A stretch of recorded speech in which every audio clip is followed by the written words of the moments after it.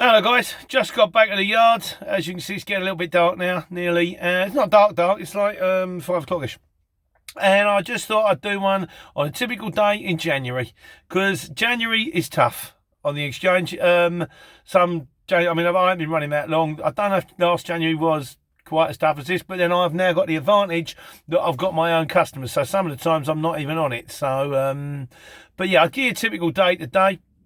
I'd say a typical day. Today was a bit of a nogs. I'd picked up a job on Friday, so I had something on board. It was safe stored over the weekend, and that had to be delivered to SE1.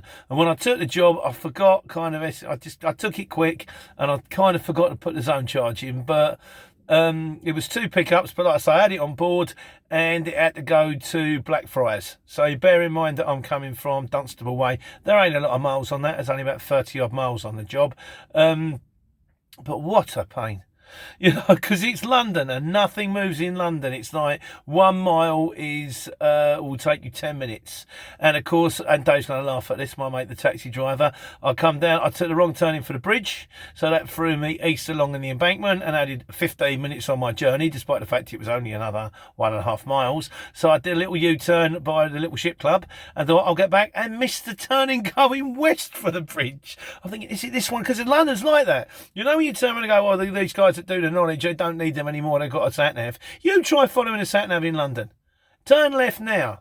Which left does it mean? There's 7 dials roundabout. It's 7 lefts here. You know, kind of, which one? It's not that straightforward. And I know where I'm going, but that was a long time ago and I forgot. But anyway, so I got to Blackfriars in time to find out the Blackfriars High Street is currently shut.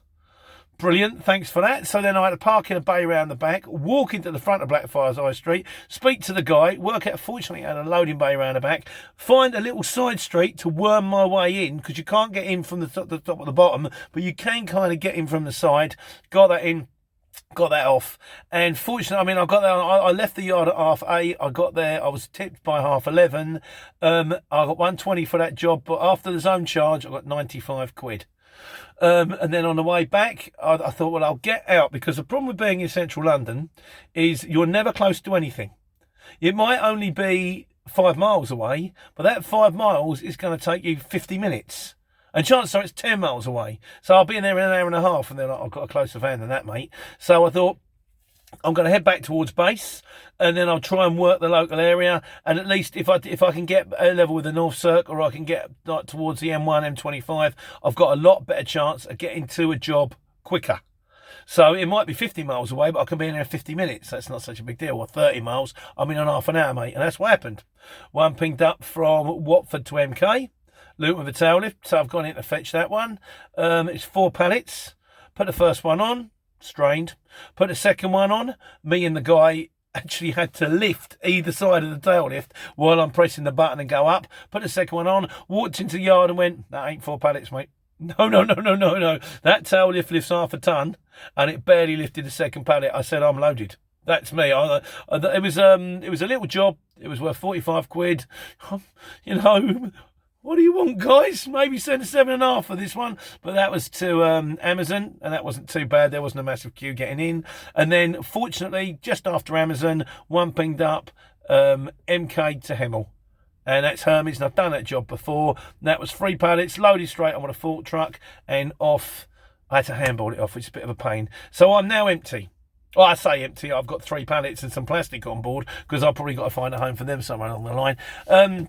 But in total, I had a 40, I had a 45, and I had a 120. That's my zone charge. It's 180.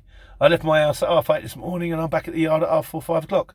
So it's not great, bearing in mind the fact you've got to shell out for Luton, you've got to shell out for the insurance, you've got to shell out the diesel. But that's not a good day. That's not. I mean, I try and get 250 on a day, but that is a day typically running on the exchange in January. So if you're asking what's it like, that's not a great day. I've had worse. I had a day about 2 weeks ago on a Tuesday. I just couldn't find a job. I took 95 quid for 2 little tiny jobs around, local to me. But that was just after Christmas, and it does get better and it does get easier. So that's just it, guys. That's what to expect. It's tough out there at the moment, but the sun is coming out. It's getting lighter. As it gets lighter, things seem to be picked up earlier. Things run a little bit later. So, and it's easier. when it's not cold and dark. But in the meantime, Chris has asked me to do one to try and clarify co-loading, because you can't co-load on the exchange unless both parties are informed. But I'll go into that one for you, and I just do my usual nonsense. In the meantime, I'm going home. I haven't got one on board for the morning. That's the one thing I hate. I have to get. I don't like it when I haven't got one for the morning. But I've got a nice one booked in from an end user for next Monday, and hopefully I'll have a couple from my regular firm ping up at the end of the week. So wish me luck. I wish you luck, and I wish you to take care, take money. Good night.